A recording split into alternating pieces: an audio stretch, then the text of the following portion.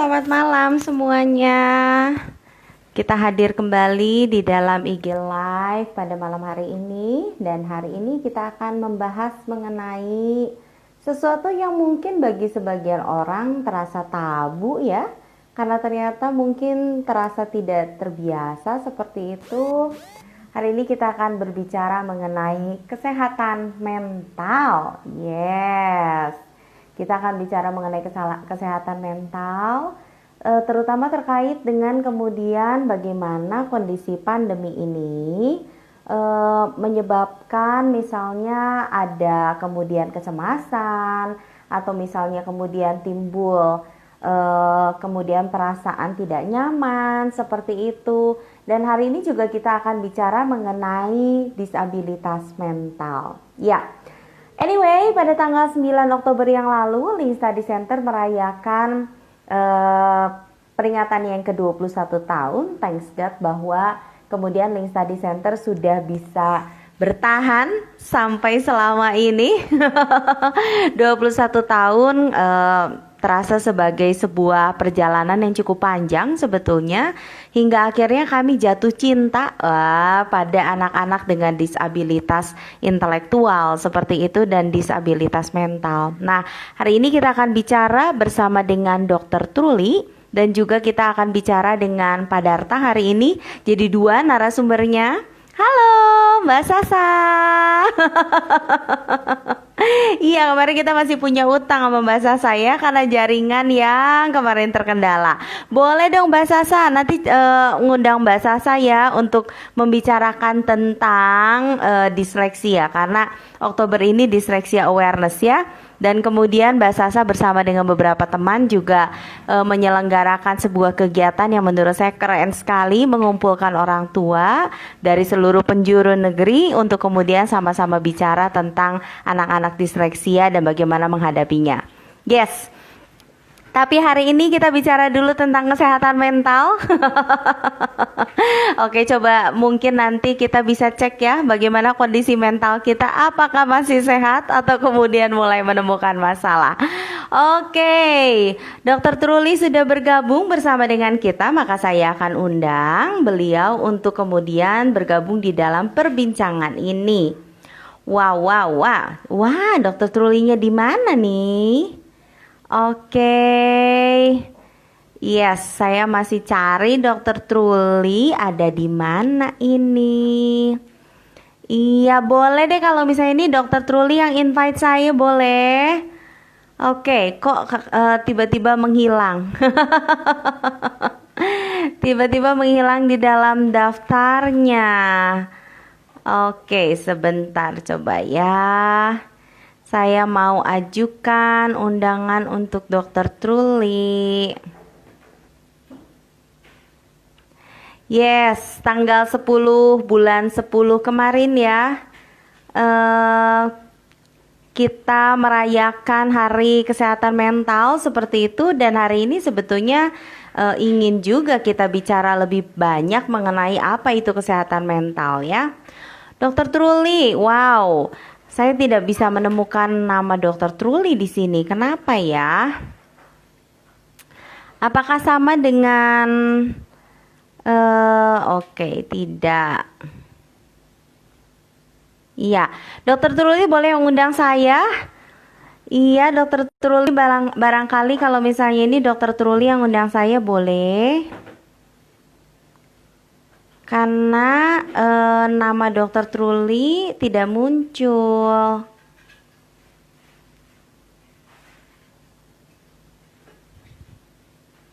Oke, coba saya search di sini.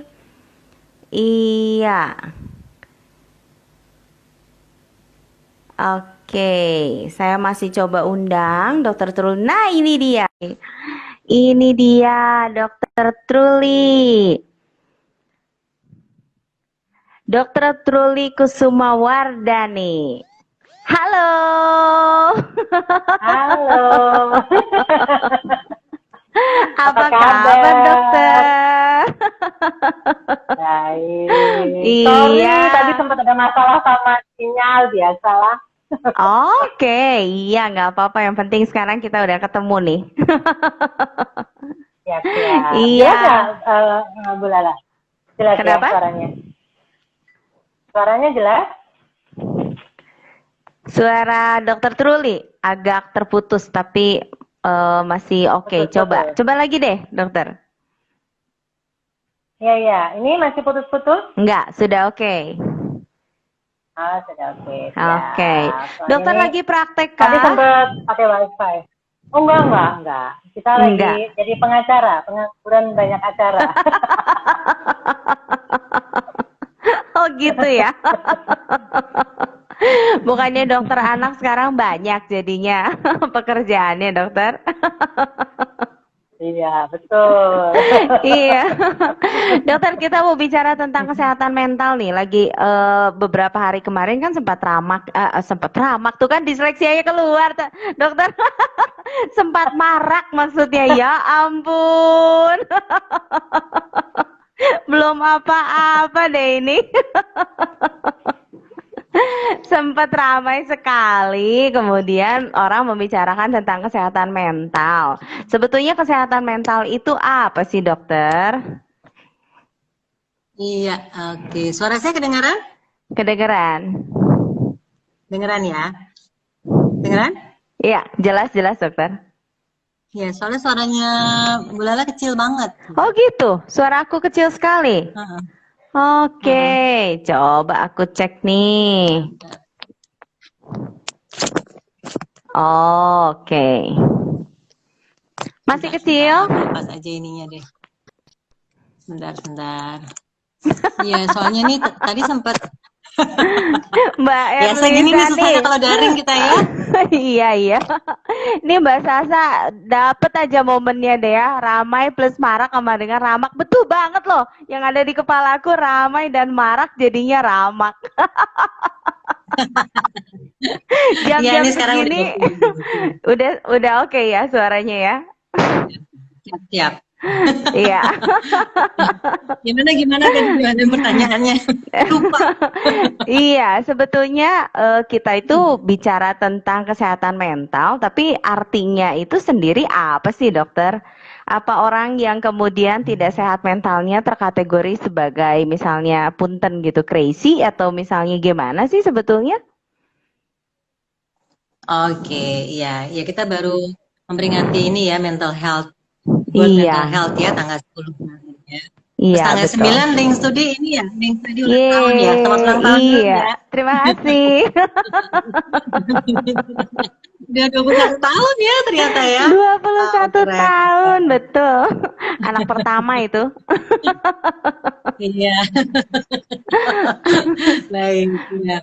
Jadi memang kalau kita lihat kesehatan mental itu kan sebenarnya nggak berdiri sendiri ya. Jadi kalau kita lihat definisi sehat di WHO itu kan suatu kondisi sejahtera dari segi fisik, Oke. kemudian mental dan sosial. Ya. Jadi ada aspek fisik, mental, sosial yang sebenarnya ketiganya itu harus bagus dan itu tidak hanya terbebas dari penyakit sama kondisi kelemahan kan, gitu.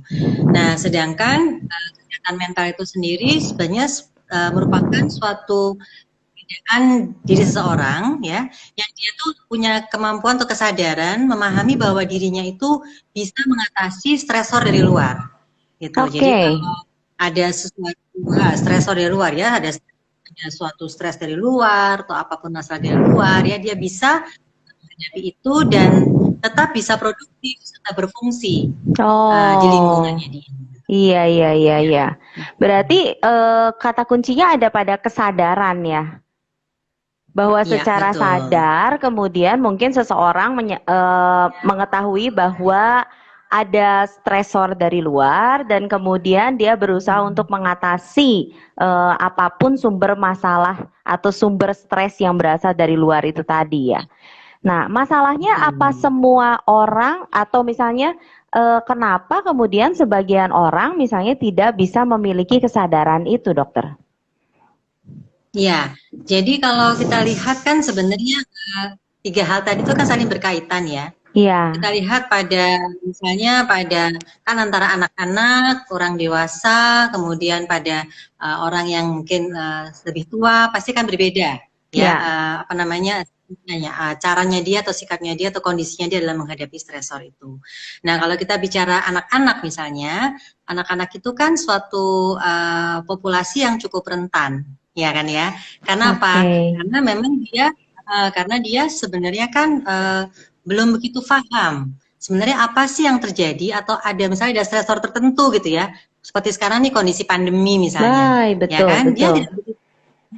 tidak begitu paham. Memang kenapa? Apa itu corona? Kenapa semuanya kok harus pakai masker? Kenapa kita tidak boleh pergi gitu kan? Dia tidak Iya, tahu. Dia kadang betul. yang kalian tidak tahu. Kemudian dia juga anak-anak itu adalah populasi yang memang dia tadi selain tidak tahu, pengetahuannya masih sedikit, dia juga termasuk yang tidak bisa mengontrol kan. Artinya saya bisa berbuat apa dengan kondisi ini gitu ya. Jadi dia hanya menerima Oh, kan sifatnya. Jadi kemudian dia juga belum punya banyak pengalaman untuk menghadapi kondisi-kondisi yang di luar apa namanya situasi yang bisa dia kontrol tadi gitu. Jadi karena oke. 3 hal itu maka akan berbeda. Begitu juga dengan misalnya pada orang dewasa gitu ya, pada orang dewasa Ya, dengan kondisi yang tertentu bisa dia mengalami suatu kondisi kelemahan, dia sedang sakit atau dia sedang misalnya tidak begitu apa namanya ya tadi ya fisiknya tidak begitu kuat atau apa, pasti dia kalau menerima satu stresor pun juga pasti akan berbeda dengan orang-orang yang memang memiliki fisik yang cukup kuat pada saat itu. Makanya oke. pasti berbeda ya. Pada kondisi-kondisi Ya, tertentu juga pasti berbeda. Ya, berarti gitu. kalau Ini kita belum bicara seseorang, tadi. ya, kalau seseorang yang misalnya kesehatan mentalnya terganggu dalam pengertian secara luas seperti itu, berarti tidak bisa dipersempit cuman sebagai orang yang mengalami gangguan kejiwaan gitu ya dokter ya? Karena misalnya kita dalam kondisi sakit, kemudian misalnya apa stres tingkat tinggi seperti itu gitu kan, bahkan mungkin psikosomatis itu juga mungkin bisa terkategori sebagai penyakit gitu ya, penyakit mental atau gimana sih pada akhirnya dokter? Kalau psikosomatik kan memang ada suatu kondisi yang sebenarnya underlying-nya adalah masalah di kondisi mentalnya ya, Ya, psikisnya, tapi ya. memang kita berefek pada jadi responsnya bisa berefek yang muncul adalah keluhan-keluhan yang sifatnya fisik. Jadi Oh biasanya ya, kalau nah, kita periksa fisiknya tidak ada marker-marker yang memang menunjukkan dia sedang sakit gitu. Jadi ya, misalnya kita ya. cek secara pemeriksaan penunjang tertentu gitu ya, misalnya kita USG atau kita periksa darah atau kita periksa ronsen atau kita periksa apa gitu ya, keluhan nyeri kepala, kita MRI dan sebagainya, ternyata tidak ada kelainan organik gitu. Nah, Nah, setelah dirunut bisa jadi memang ada masalah kondisi psikologis yang mendasari. Nah, itu bisa nah, terjadi namanya kondisi psikosomatik gitu. iya, iya, Seperti iya. itu. Kalau anak disabilitas mental, nah kenapa tuh dok? Secara lahir sudah terlahir Ya. seperti itu atau karena kondisi lingkungan atau seperti apa? Ya, jadi kalau anak-anak dengan disabilitas ya, ketidakmampuan berarti ya, tidak, yang artinya bukan anak yang tipikal, itu kan banyak sekali ya, Miss Lala ya. Jadi artinya kondisinya tuh beragam ya, bermacam-macam. Ada yang kendalanya di fisik, ada yang kendalanya memang di tadi kemampuan kognitifnya, ya kan? Oh, Ada juga ya, yang kendalanya keduanya, misalnya keduanya gitu ya.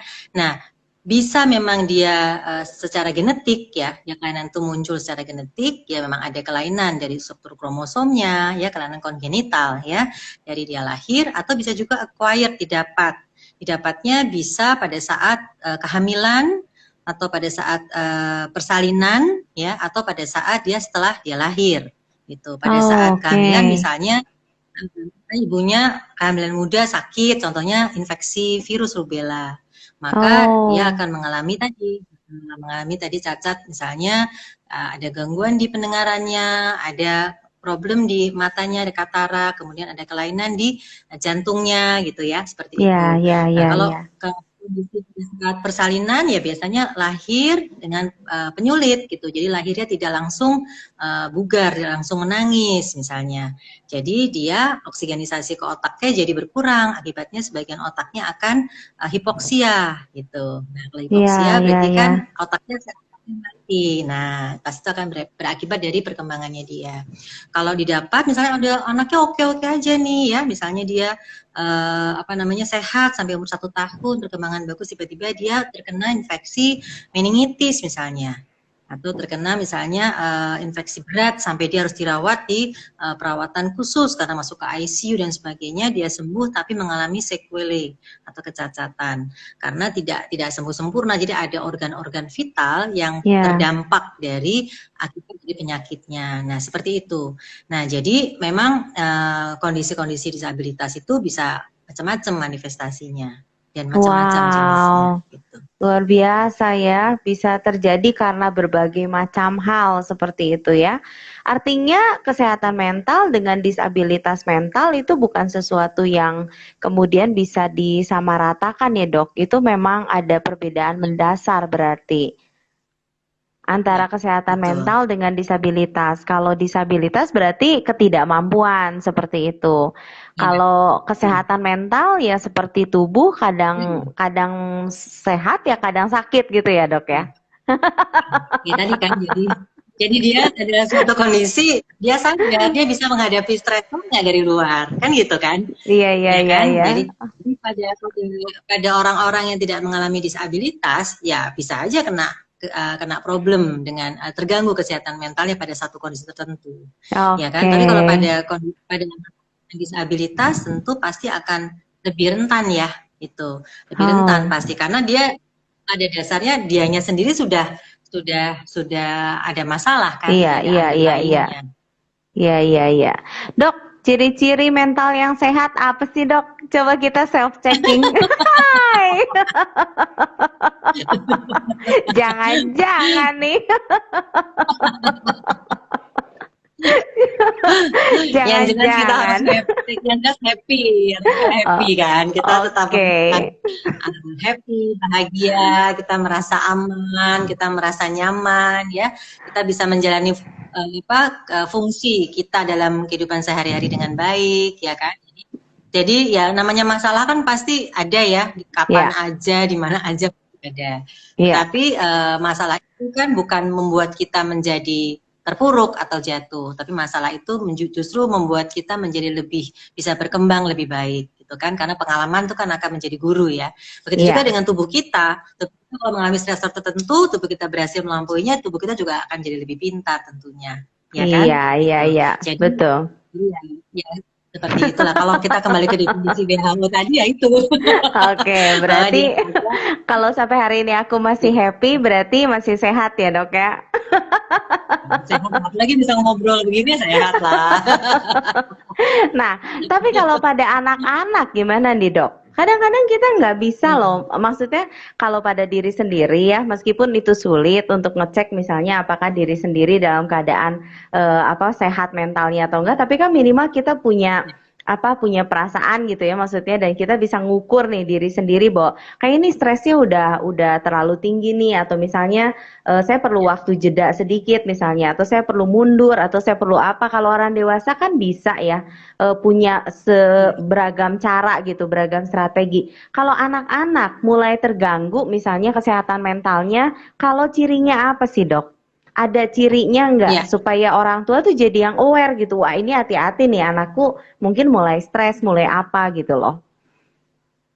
iya, ya maksud saya, apalagi kalau anaknya mungkin masih balita kan, kadang-kadang dia belum bisa ngomong ya, maksudnya belum bisa menjelaskan secara gamblang kepada orang tuanya. Iya iya. Jadi memang tadi kalau kita kembali lagi kepada definisi, maka dia akan berfungsi, akan produktif. Nah, kalau Oke. anak itu kan fungsi dan produktifnya itu kan sebenarnya tergantung usianya ya. Misalnya kalau anak-anak yang masih usia-usia batita atau balita, mereka kan hidupnya bermain, ya kan? Iya iya. Belajar dengan bermain.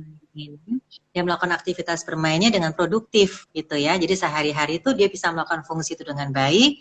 Ya sebenarnya sih kita bisa melihat secara umum dia tidak ada masalah dengan kesehatan mental pada saat itu. Tapi jika kemudian kita lihat ada tanda-tanda yang berbeda, ya biasanya penampakannya bisa kok jadi berubah nih. Tadinya dia misalnya senang dengan permainan ini, dia produktif dengan permainan ini gitu ya. Oke. Dia bisa melakukannya dengan mudah. Nah, tiba-tiba dia mengalami apa dia diam, dia tidak mau ya atau mulai tidak bergairah ya seperti cemas ya misalnya kan, atau murung ya, ada hal tertentu yang membuat dia akhirnya tidak berfungsi secara sosial di lingkungannya ataupun tidak produktif lagi. Nah, jangan-jangan ada masalah nih, kita mesti cari gitu. Jadi Oke. memang kita kembali ke dia. Iya, iya. Tapi cari sumber masalahnya itu susah loh, Dok.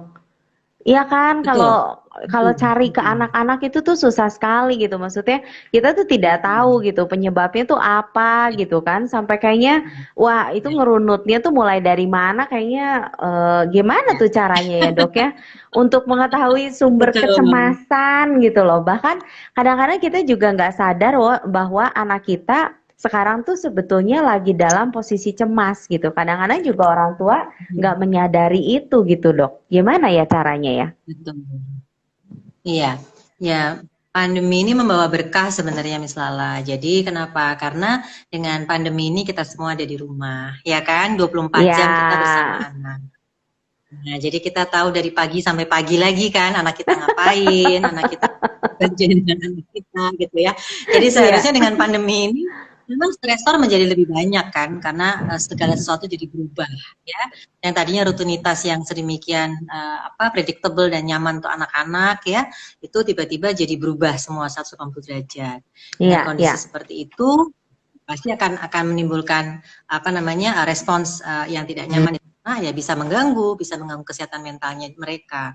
Nah, dengan kita orang tua juga berada di rumah, ya kita bisa mengamati kan, kita bisa melihat. Memang betul tidak mudah. Apalagi kita mengulik-ngulik ya, kenapa sih, kamu ada apa sih, gitu. Misalnya kalau dia iya, iya, kalau pas di sekolah atau apapun, kadang-kadang kita mungkin baru tahu dari gurunya atau baru tahu mungkin iya, besok paginya gitu ya. Karena betul, kan betul. karena kan biasanya ada juga anak yang tidak mau langsung berbicara dengan orang tuanya. Jadi ya memang disinilah sebenarnya peran orang tua ya. Jadi pada saat pandemi ini kalau menurut saya diingatkan lagi gitu bahwa yang tadinya kita tuh agak setengah lepas dalam tanda kutip ya pada saat anak-anak di sekolah udah kita percayakan deh sama sekolah gitu ya. Kadang-kadang kita nggak cross check, kadang kita nggak tanya ke gurunya atau pada saat anak itu kembali makan malam bersama kita udah nggak lagi tuh apa yang misalnya kamu sukai dari hari ini atau kita harusnya kan Iya, memang iya, iya. idealnya tuh gitu ya kalau malam kita makan malam bersama gitu ya menurut kamu hari ini apa yang menyenangkan yang terjadi pada hari ini kamu bisa cerita atau enggak jadi situ kan dia juga belajar untuk mengutarakan sesuatu yang sangat menyenangkan pada hari itu atau kita juga bisa menemukan kok dianya berbeda nih. Tadinya dia bisa cerita, ada ini, ada itu, cerita tentang temannya, tiba-tiba dia terdiam. Atau yang tadinya dia begitu semangat bercerita mengenai pelajaran tertentu, misalnya dia sangat suka ada beberapa anak yang mungkin suka dengan pelajaran matematika, atau ada anak yang suka dengan pelajaran misalnya olahraga gitu ya. Tapi kan cerita tadi ada basket loh, gini-gini. Nah, pada waktu itu tidak bercerita. Nah, Oke. ada hal-hal yang di luar kebiasaan, biasanya yang mungkin kita sebagai orang tua harus notice gitu. Iya, Itu iya, iya, sih iya. menurut saya jadi untungnya pandemi itu Betul. berkahnya itu. Yang repot itu kalau ternyata sumber stresnya itu orang tua, dokter. Ah, betul Itu yang sekali. repot. Jadi anaknya tiba-tiba pendiam, anaknya tiba-tiba tidak produktif karena ternyata dia stres sama orang tuanya. Orang Nah, tua. loh, kalau udah seperti itu ya, kitanya harus bertobat ya. Betul banget. Kadang-kadang anak itu cuma merespons aja kan dari stimulus yang diperlihatkan oleh orang tuanya. Yang biasanya orang tuanya manggilnya baik gitu ya. Lagi stres, teriak gitu ya. Atau yang Iya kalau betul. ditanyain, Mama udah masak apa? Dibentak gitu. Jadi sumber stresnya orang tuanya. Iya, betul. Nah, kalau sekarang kita misalnya bicara tentang anak-anak disabilitas nih, dokter. Anak-anak Ya, disabilitas kemudian di tengah situasi pandemi kayak gini, sepertinya mereka lebih rentan. Tadi kan dokter bilang, lebih rentan ya, kemudian menjadi kesehatan mentalnya terganggu seperti itu kan. Nah, ya. kalau misalnya ternyata kita adalah orang tua dengan anak-anak disabilitas, apa sih yang bisa kita lakukan untuk kemudian mereduksi minimal stresnya deh gitu dari luar supaya anak kita tidak kemudian cemas berlebihan misalnya. Apa yang bisa kita lakukan? Ya. Anak disabilitas ini pasti tadi kan, anak aja udah kelompok yang rentan ya, Ya, apalagi ini anak dengan disabilitas ya, jadi mereka pasti double rentan gitu ya, iya, iya. karena kondisi memang kondisinya dia sudah ada masalah. Nah, sebenarnya yang pertama kali harus dipersiapkan adalah orang tuanya dulu sih misalnya. Oke. Jadi orang tuanya yang harus ready dulu, orang tuanya yang harus bisa memanage dirinya, mengelola Betul. emosinya, ya mempersiapkan dirinya, ya. Karena kalau orang tuanya tidak siap, maka ya akan sulit buat dia untuk bisa mendampingi atau bisa membantu anak-anaknya. Iya, Apalagi iya, dengan iya. anak-anak yang disabilitas. Itu yang pertama. Kemudian yang kedua, pasti kondisinya pasti akan sangat-sangat sulit ya. Karena apa? Karena semuanya berubah. Yang Ya, tadinya akses itu semua begitu bagus ya, berjalan dengan ya, mulus dan lancar, akses untuk mendapatkan misalnya pendidikan khusus ya. atau terapi misalnya ya, Betul, semuanya itu kan betul. tadinya oke nih gitu ya. Nah tiba-tiba sekarang stop semua. Ya, Kenapa ya? Karena tadi karena ada lockdown, karena semua ditutup, kita ada social atau physical distancing ya. ya. Jadi awal-awal itu pasti semuanya terputus sarananya. Kalau sarana terputus, maka anak-anak ini tidak akan mendapatkan layanan kesehatan atau layanan terapi yang baik, layanan pendidikan Ya, khusus yang baik gitu ya. Sehingga mau nggak mau orang tua adalah menjadi penanggung jawab utama dalam hal ini, ya kan? betul. Nah, dia Iya. bertindak selain sebagai orang tua, dia akan bertindak sebagai guru dan sebagai Guru terapis, mau dan nggak mau kalau terapis, kita dengan betul. disabilitas. Nah, padahal orang tuanya tidak pernah dilatih untuk menjadi terapis. Iya, Gitu iya, kan. iya, betul Ya kan? sekali. Tidak dilatih untuk menjadi terapis. Ya kan itu terus, apalagi menjadi guru aja pada sekarang ini kan kita bicara nggak cuma anak disabilitas ya, anak-anak yang tipikal aja kita orang tuanya pusing dengan sekolah jarak jauh, apalagi anak-anak dengan Betul, disabilitas.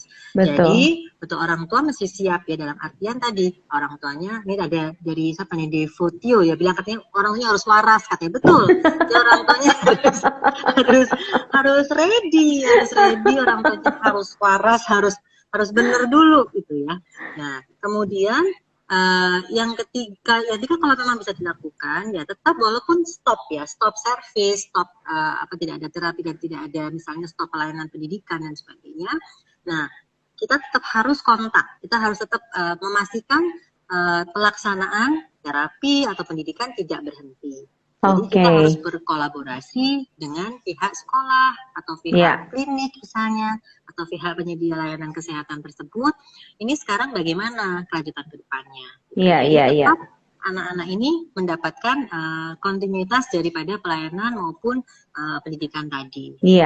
Sebagai orang tua karena tadi dia tidak punya tidak ditrain untuk menjadi terapis, ya kita tetap harus menurunkan ekspektasi, ya kan? Nggak bisa dong kita berharap sama bagusnya gitu dengan terapis yang memang sudah terlatih. Betul, kita sama betul. bagusnya mungkin dengan guru-guru yang memang sudah berpengalaman ya. Jadi kita juga harus menurunkan ekspektasi. Kita harus berangkat dari baseline anak ini sebelum pandemi, sebelum diputus tadi pelayanannya seperti apa. Maka step berikutnya apa? Maka disitulah pentingnya IEP kan, pentingnya program-program yang individual yang masing-masing anak itu pasti sendiri-sendiri ya, mereka pasti customize. Nah, dengan begitu maka ya tadi yang berikutnya lagi ya kuncinya sabar. Ya kan? Sabar, betul. Nah, nanti yang muncul KDRT deh. Sabar supaya kita juga mentalnya tetap sehat ya, betul ya. Betul Karena kalau orang tuanya sudah terganggu gitu kesehatan mentalnya, maka kemudian vibrasi ke anak-anak juga jadinya nggak positif lagi ya. Dan anak-anak ini biar gimana pun mereka bisa tetap merasakan bahwa kemudian misalnya orang tua ada kecemasan atau kemudian orang tua juga dalam keadaan stres tingkat tinggi seperti itu ya, anak-anak pasti juga akan merasakan juga kan. Ya, luar biasa. Iya, kesehatan mental itu sesuatu yang kemudian abstrak karena kalau misalnya fisik sakit kita bisa merasakannya dengan sangat mudah ya. Tapi ternyata kalau kesehatan mental sesuatu yang memang perlu kita lebih banyak mengevaluasi diri. Kemudian kalau untuk anak-anak lebih harus banyak mengobservasi mereka. Apakah ada perubahan-perubahan gitu, perubahan perilaku seperti itu gitu ya. Ada Ada tanggapan dari Ibu Inutlina katanya, kuncinya orang tua harus punya metode pengajaran yang enjoy. Sehingga anak pun merasakan apa yang orang tua rasa. Iya, sekarang orang tua ikutan belajar matematik. Sekarang orang tua ikutan Ya, belajar ikutan bikin prakarya gitu ya, Bu Trul ya. betul, betul sekali. Ya, itu kembali Dan lagi ke prinsipnya ke Bapak pendidikan kita ya, misalnya ya, Ki Hajar iya, Dewantoro kan, sebenarnya lingkungan yang mendidik budi pekerti anak itu adalah lingkungan keluarga. yes, Jadi yes, ya kita betul. diingatkan lagi, anak itu tanggung jawabnya ada tanggung jawab orang tua, dan dalam hal Iya, ini ya betul. pihak luar itu hanya membantu, ya kan? Gitu. Betul, betul, betul. Tapi saya setuju sih sama pandangannya Dokter Truli yang bilang bahwa apa pandemi ini sebetulnya memberikan berkah ya. Minimal kita tuh sebagai orang tua disentil nih kali ini sama Tuhan gitu ya, bahwa hey, Ya, jangan-jangan kamu lupa punya anak gitu kan. Jadi kata Sang Maha Pencipta, ayo pulanglah ke keluargamu gitu ya. Mau nggak mau ayah dan ibu kita terjebak sama-sama di dalam satu rumah selama 24 jam dan harus kemudian melakukan banyak sekali penyesuaian untuk membuat ayah, ibu, anak semua sama-sama sehat mentalnya ya, dokter ya. oke. Nggak mudah ternyata ya. Oke, Dokter Truli, hari ini kita akan berbincang Ya, dengan dokter dan juga dengan Pak Darta nih, karena kemudian ya, kita juga akan bicara mengenai anak-anak disabilitas bersama dengan Pak Darta secara lebih intens. Nah, ya, sebelum menutup sesi bersama dengan Dokter Truli, apa ada pesan-pesan ya. tertentu misalnya yang mau disampaikan? Silahkan.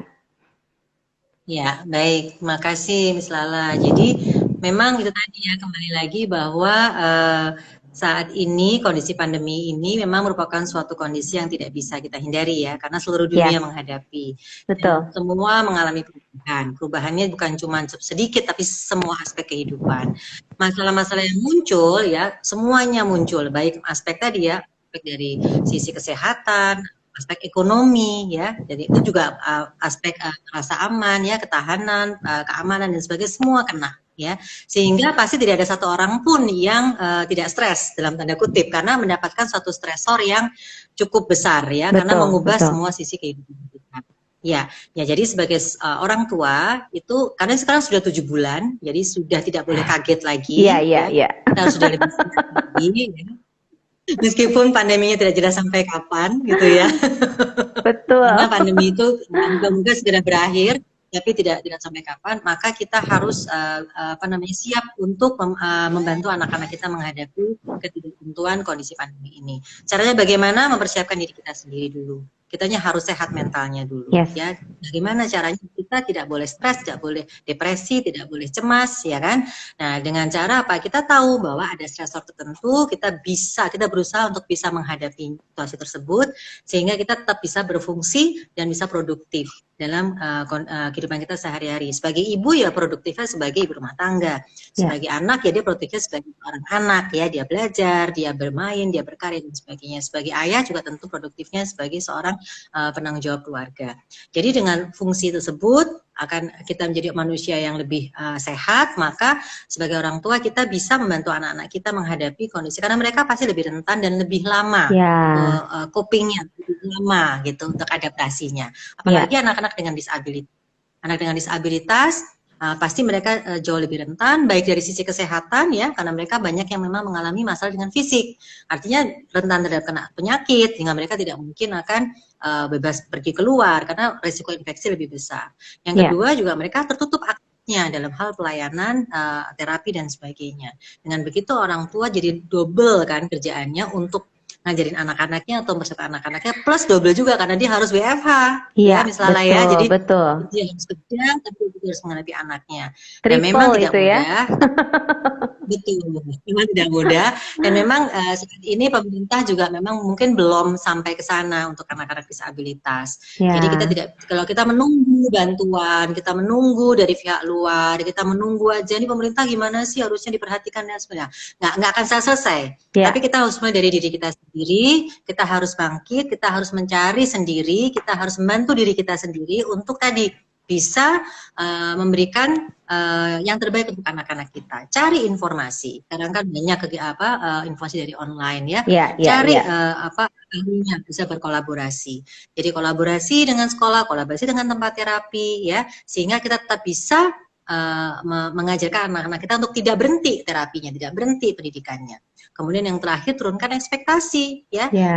kenapa? Kemajuan yang sedikit itu kalau yang ngajarin orang tuanya tuh pasti Bagus akan ya. berbuah yang luar biasa, mungkin untuk hal yang lain gitu ya. Iya, Kayaknya iya, dia iya. majunya sedikit nih, tapi untuk hal yang lain, misalnya bonding, emosi, ya Ya, kedekatan, betul, kelekatan betul. akan jauh lebih baik. Ya, betul, betul, betul. Jadi tetap jangan putus asa, semangat. Itu aja sih mungkin Misalnya. Iya, luar biasa nih. PR-nya banyak ya. Dan untuk saya sendiri juga. Tapi yang penting sebetulnya sebelum kita kemudian handle anak-anak kita, kitanya sendiri juga harus sehat mentalnya ya.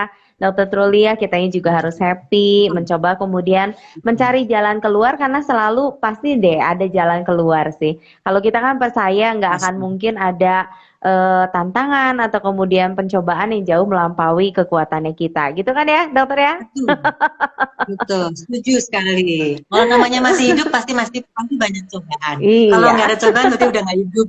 iya, Dan tadi setuju loh, cobaan itu pasti mungkin diberikan di luar kekuatan. iya, Kita iya, masih iya, punya iya. Tuhan ya. Iya, betul. Amin. Terima kasih Dokter Truli. Thank you so much buat bincang-bincang malam hari ini. Semoga kita nanti bisa ngobrol-ngobrol lagi ya. Oke. Ya, siap. Thank Terima you. kasih, selamat. Thank you. Bye-bye. Dokter Truli boleh meninggalkan ruang Ya, obrolan. Terima oke. Saya kasih. pamit. Iya, thank you. Oke, tadi kita udah ngobrol bareng dengan Dokter Truli yang kemudian memberikan perspektif baru pada kita sebagai orang tua tentang apa sih kesehatan mental. Dan hari ini kita diingatkan nih bahwa kemudian anak-anak itu ternyata mereka memiliki kerentanan yang lebih tinggi untuk kemudian mental mereka kemudian terganggu misalnya atau kemudian ada hambatan tertentu dalam menghadapi stres mereka dari luar. Nah, jadi sebagai orang tua diharapkan bahwa kita bisa melakukan observasi yang lebih menyeluruh mengenai anak kita di rumah. Nah, sekarang kita akan undang pembicara kita yang kedua itu adalah Pak Darta dari Serambi Inklusi. Nah, beliau ini adalah spesialis pendidikan inklusi seperti itu ya. Hari ini kita mau bicara lebih banyak mengenai apa itu disabilitas mental. Halo Pak Darta, selamat malam. Halo, selamat malam. Selamat malam, Miss Lala. Tadi saya mendengarkan Iya. asik sekali. Iya. Iya, dan Sampai itu lupa bukti. ya harus masuk room chat ya. Betul. Iya, itu Harus bukti masuk. bahwa dua orang yang sedang berbicara, Bu Lala dan Dokter Truli, ya memang betul-betul terjaga kesehatan mentalnya. Karena banyak ketawanya tadi. Oke.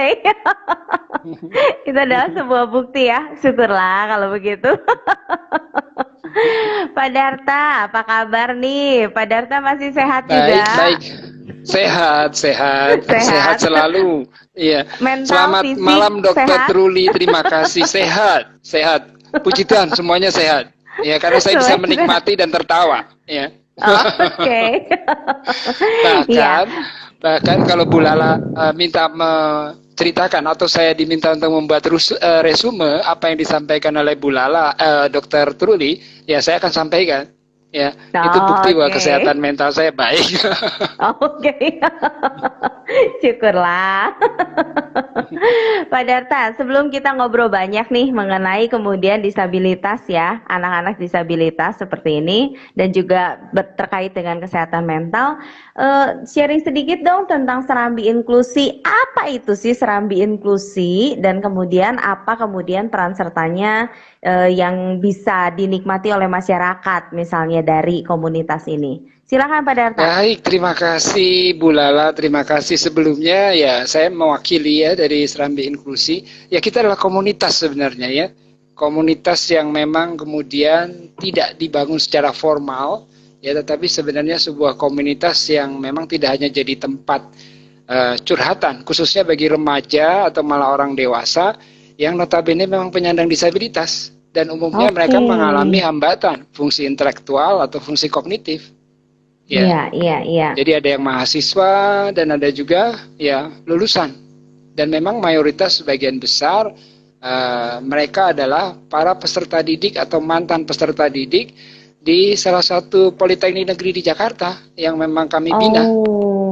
Begitu. Dan dalam konteks pandemi ini juga kemudian kita mencoba untuk memberikan ruang pada mereka untuk mengekspresikan kegelisahan mereka atau malah perasaan mereka ya selama situasi-situasi yang sulit ya khususnya di masa pandemi ini.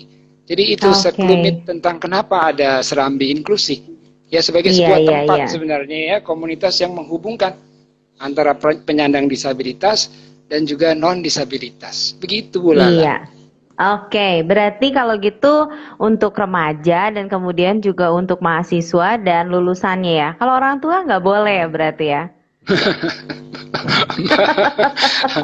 Pastinya orang tua akan mengamati ya apa yang diikuti atau apa yang dilakukan oleh anak-anak ya. Dan kita pun melibatkan orang tua ya karena kita juga selalu melakukan yang namanya diskusi bersama orang tua ya. Dan memang ada beberapa juga yang memang belum kita tampilkan di mana orang tua kita libatkan. Ya khususnya ketika mereka memberikan dukungan dengan berbagai macam bentuknya, tidak hanya dukungan moral ya tapi material juga ya, apalagi kalau kita bicara isu yang lain tentang misalnya fungsionalitas hidup orang yaitu bekerja. Nah, itu juga jadi kegalauan kan? Begitu. Iya, betul sekali ya. Anak-anak disabilitas kadang-kadang kalau masyarakat pikir mereka itu adalah kemudian sekelompok orang yang hampir tidak memiliki masa depan gitu ya Pak Data ya. Dan mungkin juga sedikit banyak mereka juga mungkin merasakan hal yang sama ya karena ada juga stigma dari lingkungan seperti itu dan kemudian juga kurangnya kesempatan gitu. Mungkin juga mereka merasakan hal yang sama. Apalagi sekarang lagi pandemi lagi ya. Pak Darta, tingkat kecemasannya pasti menjadi sangat tinggi ya. Betul Lala. Iya, dan menarik sebenarnya ya. Iya. Menariknya begini, Pak? Karena ada 5 poin yang sebenarnya saya catat penting sekali yang disampaikan oleh Dr. Truli tadi. Ya. Poin pertama adalah kalau kita bicara pengertian kesehatan mental tadi. Ya. Sangat tegas Dr. Truli sampaikan ya menurut WHO tadi bukan hanya kondisi di mana tidak adanya penyakit. Tapi harus ada keseimbangan antara aspek sosial dan emosi tadi ya sehingga mereka bisa produktif. Itu catatan saya yang pertama dari yang disampaikan oleh Dr. Truli. Lalu yang kedua, ya Dr. Truli juga menyampaikan bahwa ada kelompok rentan nih. Tidak hanya anak, tapi juga mungkin orang lanjut usia dan lebih spesifik lagi kita bicaranya adalah para penyandang disabilitas. Apalagi nanti ada anak penyandang disabilitas. Nah, yang ketiga tadi saya ingat Dr. Truli bicara tentang stresor. Kemampuan orang menghadapi tekanan itu beda-beda. Tapi karena tadi ada kerentanan, ya kita akan fokus pada ternyata pada anak, apalagi anak kita adalah penyandang disabilitas, ya bukan hanya makin rentan, tapi mereka tidak mampu juga mungkin menghadapi tekanan-tekanan yang bertubi-tubi, khususnya di masa pandemi ini, ketika semua akses itu tertutup kan begitu ya. Peluang mereka berinteraksi langsung hilang. Lalu peluang mereka mendapatkan stimulasi atau intervensi langsung dari guru orang dewasa terapis itu hilang. Jadi ya bisa dibayangkan tekanan yang mereka alami. Lalu poin yang keempat yang saya catat dan penting juga ya, dari Dr. Truli adalah bahwa kebutuhan perkembangan dan belajar mereka di masa-masa sulit ini ya itu menjadi tugas dan tanggung jawab orang dewasa. Khususnya orang tua ya. Dan memang betul bahwa kebutuhan perkembangan dan belajar ini sangat beragam. Apalagi kita bicara tentang ya ragam disabilitas yang sangat banyak. Belum nanti kemudian berluas sekali. berbagai macam diagnosa yang disampaikan oleh dokter misalnya akan sangat berpengaruh pada kebutuhan perkembangan belajar yang sangat beragam. Nah, poin yang kelima, tadi ada aspek psikososial. Jadi ketika situasinya sulit, dalam arti stresornya besar, yang menjadi prioritas utama bagi para orang dewasa, khususnya orang tua adalah aspek psikososial. Nah, ini yang sebenarnya saya mau kaitkan. Ya, kalau kemudian nanti Bu Lala tanyakan hal-hal yang paling praktis gitu ya terkait dengan individu-individu penyandang disabilitas. Ya.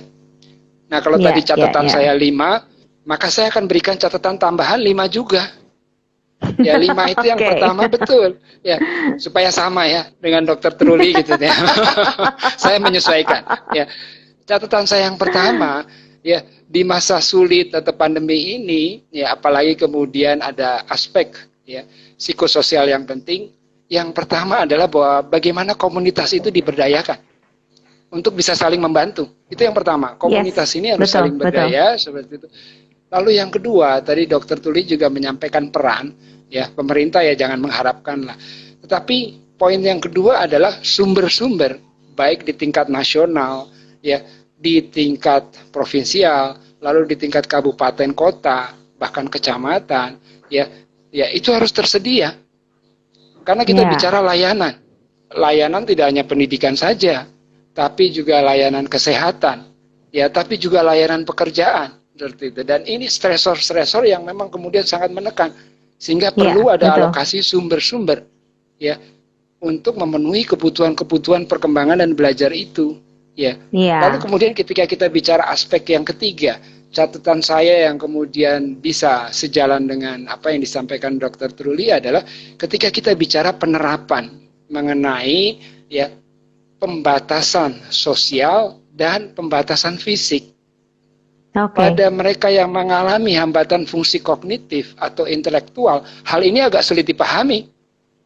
Jadi pemahaman dan penerapan mengenai ya penerapan jarak sosial dan jarak fisik ini juga menurut saya menjadi satu hal yang penting bagi para penyandang disabilitas, khususnya mereka yang mengalami hambatan intelektual atau malah kognitif, dan juga bagi anak-anak.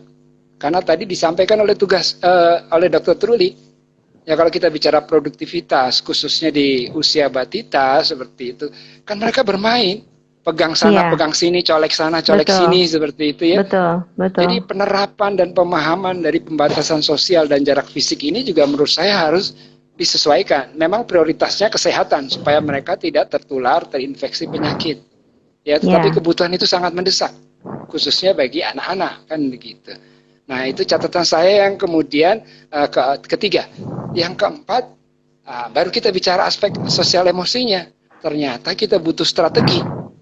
Kita butuh strategi untuk mengatasi yang namanya ya kebutuhan psikososial dan juga strategi untuk mengatasi berbagai bentuk kecemasan atau malah stres yang muncul pada usia-usia perkembangan tadi yang menjadi memang tugas perkembangan. Ya, kalau anak-anak kita bicaranya tadi peluang untuk bermain, bertemu orang, berinteraksi. Ya, pada remaja mereka juga punya tugas perkembangan yang lain. Ya, itu poin yang keempat, perlu ada strategi untuk mengatasi kecemasan, stres, bahkan mengakomodasikan kebutuhan psikososial.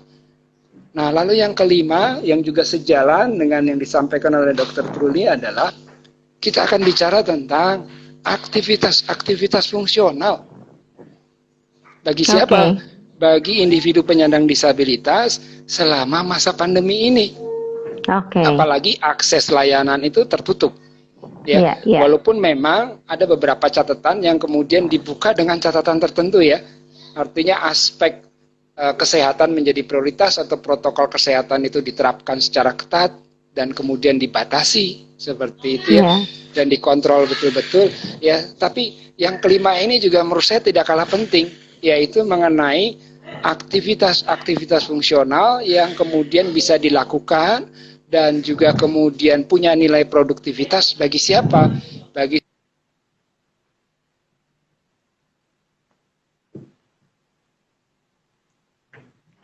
dewasa. Nah, itu 5 catatan saya, Oke. Bu Lala, ya, untuk mengkaitkan kondisi pandemi ini dengan penyandang disabilitas. Pertama, Oke. komunitas harus diberdayakan, ya. Lalu yang kedua, sumber-sumber dari yang berwenang, yang punya otoritas juga harus diberikan, baik di tingkat nasional, provinsial, kabupaten, kota, dan kemudian sampai mungkin ke desa seperti itu, ya. Lalu yang ketiga, kita bicara ya tentang penerapan, ya, pembatasan sosial dan fisik itu, karena bagi ragam disabilitas tertentu itu tidak masuk akal. Iya. Ya. Iya. Sementara mereka butuh akses, ya. Dan yang keempat, strategi bagaimana memenuhi, ya, kebutuhan psikososial sekaligus juga mengatasi kecemasan dan stres. Nah, yang terakhir, bagaimana caranya kita membangun aktivitas-aktivitas yang fungsional, ya, khususnya bagi Oke. mereka yang menyandang disabilitas selama masa pandemi, ya. Itu 5 hal menurut saya. Nah, kalau kemudian dikaitkan Ya. dengan kesehatan mental, akhirnya poin keempat dan kelima itu sangat relevan sekali. Iya. Iya. Relevannya ya tadi, bahwa mereka punya banyak tekanan, khususnya di masa pandemi. Apalagi Betul. tekanan mengenai tugas perkembangan tadi, ya. Iya. Sehingga perlu kemudian dibuat strateginya. Nah, lalu poin yang kelima juga sangat bersinggungan dengan kesehatan mental. Nah, kalau anak-anak itu tidak punya aktivitas-aktivitas yang fungsional, rutinitas yang biasa dilakukan terhenti, ya, Ya. sekali lagi tekanan itu tidak hanya menimbulkan kecemasan, tapi barangkali agresivitas, impulsivitas itu bisa muncul. Saya coba membayangkan begini, Bu Lala, kondisi sebelum dan sesudah pandemi, ya. Iya. Dulu rutinitas itu ditandai dengan produktivitas, anak-anak bersekolah, berinteraksi dengan teman Pagi-pagi ya. sebaya, betul, belajar dari gurunya atau orang dewasa seperti itu. Nah, Iya, sekarang saya kira produktivitas itu lucunya begini, banyak anak-anak yang kemudian punya banyak akun sosial media, bahkan sering mengunggah TikTok seperti itu, ya. Iya. Kalau Oke. kemudian mereka terpapar dengan atau punya akses yang luas terhadap informasi, komunikasi dan teknologi, ya, akhirnya mengarahnya ke sana, ya. Tapi ada juga sebagian yang mungkin tidak punya akses seperti itu, ya, kita bisa lihat aksesnya. Terlalu banyak santai di rumah, ya, Oke. banyak makan. Mungkin kasus-kasus obesitas juga bisa meningkat seperti itu. Oh iya. Tapi itu Bapak Jadi nggak hal-hal- merujuk ke saya kan ya? Oh, Itu tidak, Bapak tidak. nggak merujuk ke saya yang terakhir ya? Ini bukan body shaming. Ini bukan body shaming. Tapi disitulah relevansinya, ya, Bu Lala. Relevansinya kalau kita bicara kesehatan mental, poin 4 dan 5 itu menurut saya penting. Strategi Iya, untuk iya, mengatasi itu dan kemudian perlunya aktivitas yang fungsional, ya. Oke. Nah, kalau saya banyak makan apapun tetap segini, Bu Lala. Nah, itu kan. Belakangnya nyombong nih Bapak nih. Oke, Pak. Dari 5 hal itu sebetulnya pada akhirnya bisa dilakukan oleh orang tua kan mungkin cuma 3. Kalau kemudian yang membuat komunitas atau tergabung di dalam komunitas ya, menurut saya itu sudah banyak sekali ya. Sekarang Betul. kan ada banyak sekali komunitas khusus untuk misalnya Betul. anak disleksik, Down syndrome, anak autistik dan lain-lain itu udah banyak banget deh. Tinggal dicari kemudian pasti ada ya. Nah, kemudian untuk pembuatan strategi, yang namanya strategi itu harus punya pengetahuan. Karena kalau misalnya kita tidak punya pengetahuan kan mungkin akan sulit ya Pak untuk menentukan strategi apa sih yang bisa digunakan misalnya untuk membantu anak kita mengurangi kecemasannya. Betul. Nah, itu gimana tuh Pak? Betul. Saya mau menyelaraskan dan kemudian saya sangat mendukung apa yang disampaikan oleh Dr. Truli, ya, karena semua yang disampaikan menurut saya tepat, benar. Tadi Dr. Truli sampaikan, ketika kita bicara tugas perkembangan anak-anak, pemahaman mereka sangat terbatas, tidak seperti orang dewasa. Maka strategi yang pertama adalah meningkatkan pemahaman mereka Oke. dalam semua aspek, khususnya untuk meningkatkan kelangsungan hidup atau malah kesehatan. Tingkatkan pemahaman mereka, misalnya, kenapa orang harus melakukan 3M? 3M itu, Oke. ya, kemudian adalah, ya, mencuci tangan, lalu memakai Pakai masker, masker. menjaga jarak, ya, Iya. jarak idealnya 1,8 meter misalnya seperti. Nah, hal-hal itu yang pertama. Strategi yang pertama adalah meningkatkan pemahaman individu-individu, khususnya anak, yang memang memiliki kondisi disabilitas tertentu yang sangat beragam itu. Nah, itu yang Oh, pertama yang kemudian harus kita lakukan. Lalu yang kedua, kemudian terkait dengan tadi aspek psikososial atau aspek sosial dan emosinya. Strategi yang kedua adalah orang tua harus memberikan peluang untuk anak mengekspresikan seluruh perasaannya atau mengekspresikan dirinya, ya, sehingga mereka juga merasa ya bisa nyaman, lalu bisa mengakomodasikan setiap bentuk kecemasan-kecemasan atau stresor yang dialaminya selama pandemi ini, ketika dia nggak ketemu temannya, ketika dia nggak bisa belajar langsung dari gurunya. Itu strategi yang kedua, ya. Lalu kemudian kalau kita bicara strategi yang ketiga, ya, kita bicaranya adalah bagaimana orang tua atau keluarga bisa memprioritaskan pada keterampilan-keterampilan yang sifatnya fungsional. Atau malah kemudian aktivitas yang memang terkait dengan rutinitas sehari-hari atau malah life skill-nya. Ini juga yang menurut saya penting. Ya, lalu strategi yang keempat, barangkali ya di masa pandemi ini masih ada rutinitas atau kegiatan atau aktivitas yang masih bisa dilakukan oleh anak, khususnya penyandang disabilitas, ya. Walaupun tidak semua. Contohnya adalah ya dia bisa kok masih jalan-jalan di halaman, bisa kok berjemur, masih bisa kok main sepeda ya di sekeliling rumahnya, ya. Lalu masih bisa juga kok misalnya ya ikut menyiram tanaman seperti itu. Artinya perlu juga strategi yang keempat di mana ya tetap menjalankan rutinitas yang masih bisa dilakukan selama pandemi. Ya, dengan memperhatikan itu tadi aspek kesehatan yang selalu tadi ditekankan oleh Dr. Truli. Lalu strategi yang kelima, kita bicara perubahan. Selain kemudian aktivitas yang masih bisa dipertahankan, pasti perubahannya banyak. Mereka nggak sekolah, ya. Betul. Lalu akhirnya ada proses belajar secara daring seperti itu. Atau malah orang tua harus menyusun jadwalnya sendiri. Nah, strategi yang kemudian kelima adalah membangun aktivitas-aktivitas baru yang fleksibel dan juga adaptif. Ini sesuai dengan tugas-tugas perkembangan atau malah kebutuhan belajar anak. Ya, syukur kalau kemudian ternyata sekolahnya, tempat terapinya masih bisa memberikan layanan pendidikan, layanan belajar, dan semua itu yang menurut saya perlu dibangun dalam satu bentuk rutinitas baru yang memang harus dihadapi. Ya, tapi logis yang disampaikan oleh Dr. Truli. Kalau Dr. Truli bilang sudah 7 bulan ya, saya mendekati bulan ke-8 ya untuk melakukan semuanya di rumah. Dong. Bulan ke-9 pastinya begitu. Ya. Tapi setiap orang akan berkembang semakin adaptif, Bu Lala. Jadi semakin terbiasa. Jadi artinya kita sudah kemudian mengembangkan yang namanya coping mechanism strategi untuk membangun rutinitas-rutinitas baru. Betul sekali. Luar biasa. Iya. Jadi ada beberapa dan yang terakhir strategi. Masih ada lagi satu strategi, masih ada Bu Lala. Satu lagi. Oke. Kirain 5 juga, Pak. Halo? Iya.